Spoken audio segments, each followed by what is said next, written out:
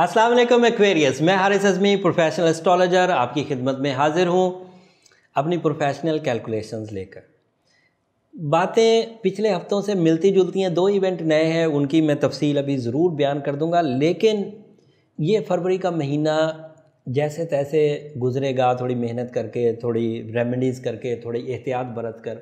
लेकिन आपका जो रूलिंग प्लैनेट है यूरेनस, ये अगले महीने मार्च के बहुत अच्छा होने वाला है। तो वो कमियां कमज़ोरियां जो 60 की वजह से आपके साथ चल रही हैं, उनमें कुछ ठहराव आएगा। तो वीडियो ज़रूर देखते रहिएगा ताकि वो चीज़ें मैं रफ्ता रफ्ता बयान कर दूँ। अपनी मसरूफियत की वजह से मैं दीगर टॉपिक्स पर काम नहीं कर पा रहा एक्वेरियस, जो आपके काम आ सकें। बट जितनी इन्फॉर्मेशन बहुत ज़रूरी है वो रेगुलरली आप तक पहुँचा रहा हूँ एंड उम्मीद करता हूँ आप इस मेरी कोशिश को अप्रिशिएट भी करेंगे। ये मेहनत आपको अगर ज़रा सा भी फ़ायदा दे तो मुझे दुआओं में ज़रूर याद रखिएगा। पहले घर में, बल्कि ये जो मैं 2 चेंजेस आने वाली हैं 19 तारीख को, ये पहले मैं बयान कर दूं। एक चेंज तो फुल मून है। फुल मून एक इवेंट है सोलर सिस्टम में और ये आपके यहाँ 8वें घर में होगा। चाँद 8वें घर में कोई बड़ा मुसीबत नहीं होगा। तो 19, 20, 21 तारीख जब चाँद रातें फुल मून के अंडर चल रही होंगी तो वो आपके यहाँ जज्बाती कमज़ोरी पैदा करेंगे।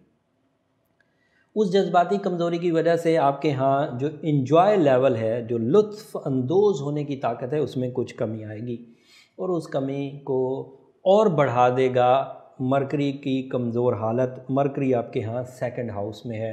उस वक़्त अखराजात में कुछ इजाफ़ा पिछले हफ्ते से देखने को मिल रहा था और उस अखराजात के अलावा जो विरासती कॉम्प्लिकेशंस थी, अज़ीज़ व अकारब के साथ जो तल्लुकात थे, लेन देन के जो मसाइल उलझ रहे थे, उसमें भी थोड़ी शिद्दत आ जाएगी।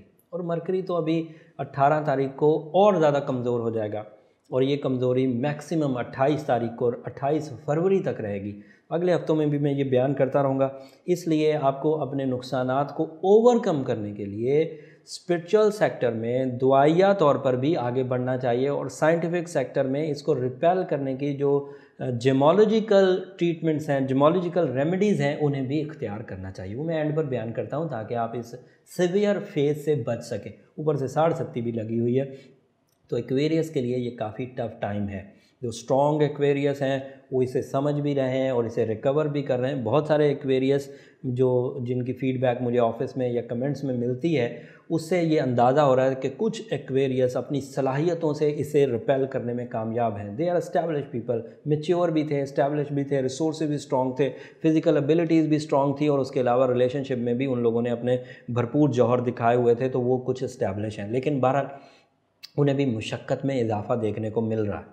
लेकिन बहरहाल वो बहुत हद तक इस खराबी को दूर कर रहे हैं। लेकिन जो ज़रा कमज़ोर एक्वेरियस थे वो तो 60 में ही फंसे हुए अपनी जिस्मानी ख़राबियों की वजह भी बन रहे थे, जहनी उलझनों की वजह भी बन रहे थे, रिलेशनशिप ट्रबल्स की भी वजह बन रहे थे, शादियों में भी डिले आ रहा था और वबाई अमराज भी घेर रहे थे।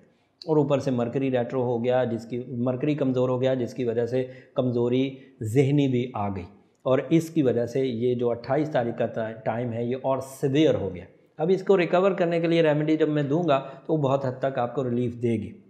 बट पॉजिटिव चेंज क्या है कि सूरज अपने 3rd हाउस से निकलकर आपके यहाँ 2nd हाउस में दाखिल हो चुका है।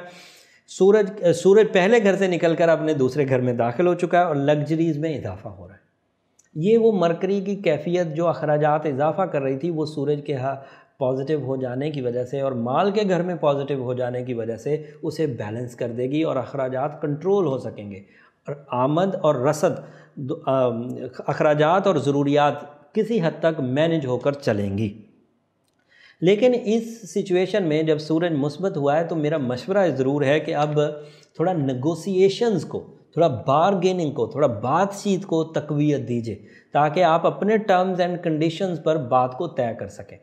बाकी रिकवरी के लिए आपको बहुत अच्छा है एमरल्ड स्टोन वेयर करना, जबकि आपका बर्थ स्टोन एक्वा मेरीन और टर्मलिन था, लेकिन वो इतनी सीवियर सिचुएशन को रिकवर नहीं कर सकेगा।